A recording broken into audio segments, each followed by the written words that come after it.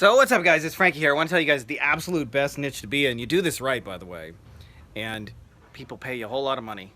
It's easy to deliver, and it's easy to keep clients happy. You do this wrong, and the opposite of those things is true. You get very little money. It's hard work.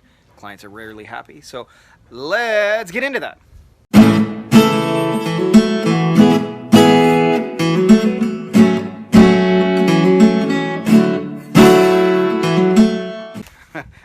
My Mexican building neighbors here are rapping, and my stuff is blown away. Let's put this over here so it doesn't blow away.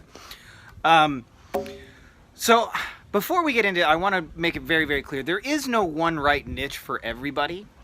Okay, like it's going to depend a little bit on where you have experience, what's fun for you, what you know how to deliver. But I'll tell you, within every niche, we tend to treat it like it's like a dentist just wants more patients. A lawyer just wants more clients. An e-commerce store just wants more sales. And actually, we forget that in reality, there's a continuum. And there's a very big difference between, like, say, a dentist. If I bring a dentist, a person who comes in for a checkup or a whitening and pays them $100 or $150, and the cost of overhead means they don't even make any money. And they're sitting there with their neck and back hurt, and they feel miserable, and they feel like they should have just worked for Bill Lumberg.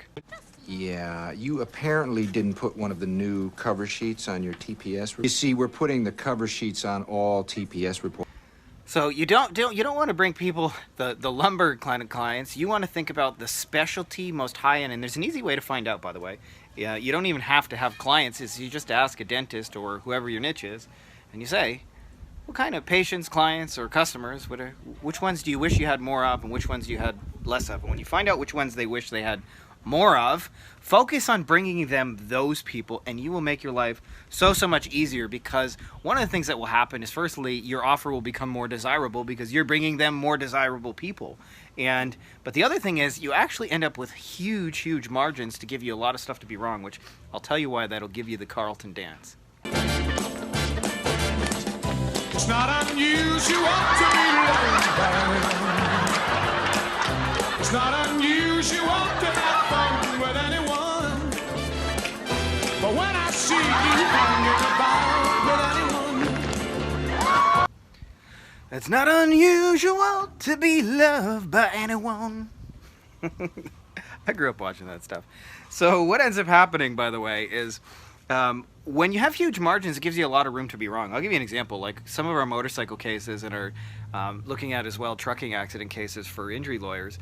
Well, the average case value is between like $25,000 and $80,000. Now, if you bring a client, somebody who's worth $80,000, you get a lot of room to be wrong on Facebook ads. In fact, if I could get $10 Facebook ads, which is a pretty high number actually, or $10 Facebook leads rather, and I only convert 1 in 1,000 of those people, that's $10,000 to make $80,000. My clients are going to be happy.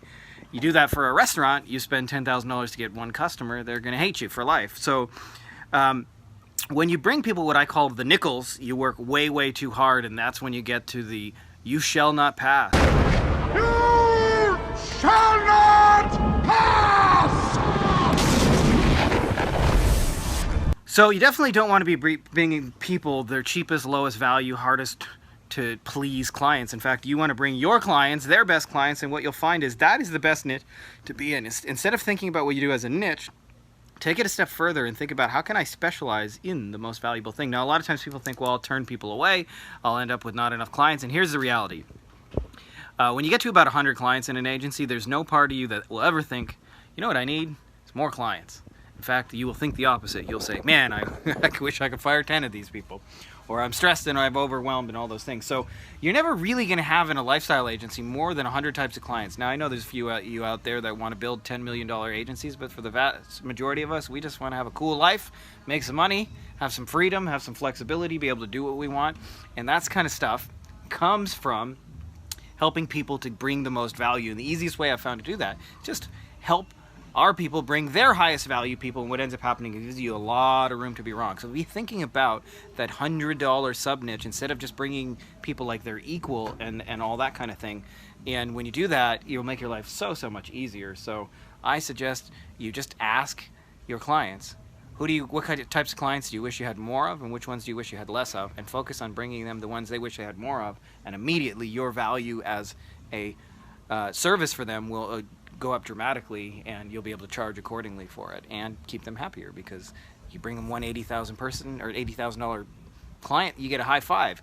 You bring them one $10 client, they say, I need about 1 billion more of those, and they're unhappy still. So keep that in mind when you do this, because you'll make your life so much easier, harder with how you do that. So that's all I got for you guys in this video. May the force be with you, and if you're not already subscribed, click to subscribe.